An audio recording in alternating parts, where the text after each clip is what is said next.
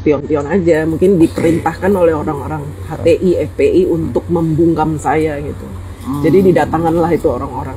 Waktu itu kan FPI sama HTI masih hidup ya sebelum luar biasa ganas mereka itu. Dan saya nggak peduli, saya nggak takut walaupun mereka teman-teman saya dulu satu tablik akbar satu ini.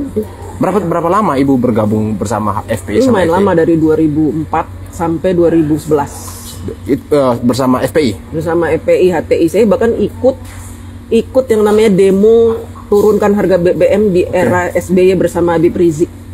Oke, di tahun 2008. 2010. Demo. Ingin begini ya. Nyatanya kesini di tahun 2012 saya mulai mengikuti salah satu seminar mereka, dan mereka sudah di situ udah mulai membuat selebaran untuk memprovokasi rakyat. Dengan kata-kata yang saya bilang ini provokatif. Ini nggak bisa. Islam tidak mengajarkan seperti ini. Saya diberi selebaran segini, suruh dibagi-bagi ke jalanan gitu. Saya bilang ini nggak benar, dan saya robek-robek itu nggak saya bagi-bagi. Terus saya ikut seminar itu dengan provokatifnya PKS. itu apa ya, isinya pemerintah kita ini guling anak gitulah pokoknya. Siapa aja yang direncana masuk dalam daftar untuk digulingkan? Itu kan masih eranya Bapak SBY. Ya tentu mau menggulingkan Pak SBY. Karena saya siapa kan, saya bukan yang terpresentasikan yang nampak itu misi mereka itu memang ingin menguasai Indonesia.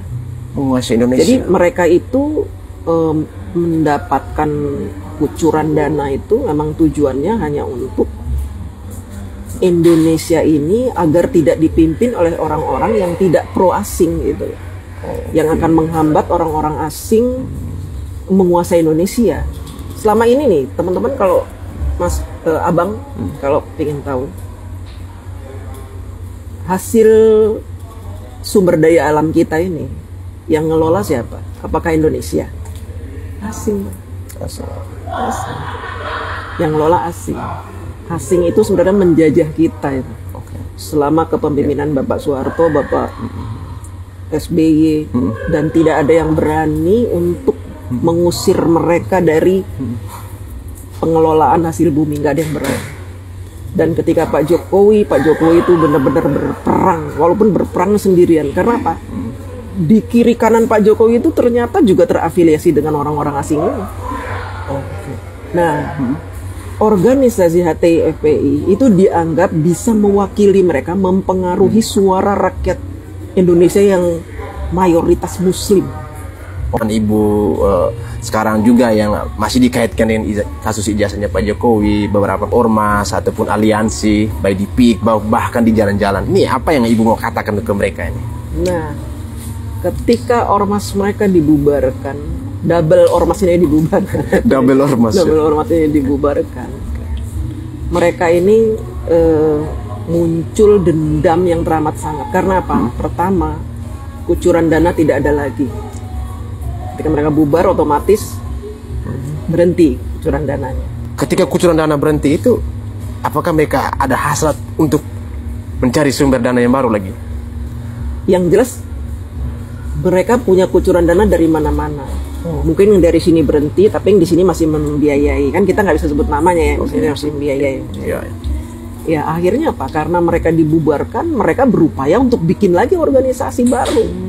Makanya teman-teman harus tahu nih, ada organisasi baru namanya FPI. Tapi 2 kali mereka bikin organisasi ditolak oleh Kemenkumham. FPI bukan Front Pembela Islam, tapi bukan, tapi berubah. Front Persatuan Islam itu yang pertama ditolak. Akhirnya mereka ubah Front Persaudaraan Islam. Dan sampai sekarang belum ada legalitasnya. Pergerakannya ilegal.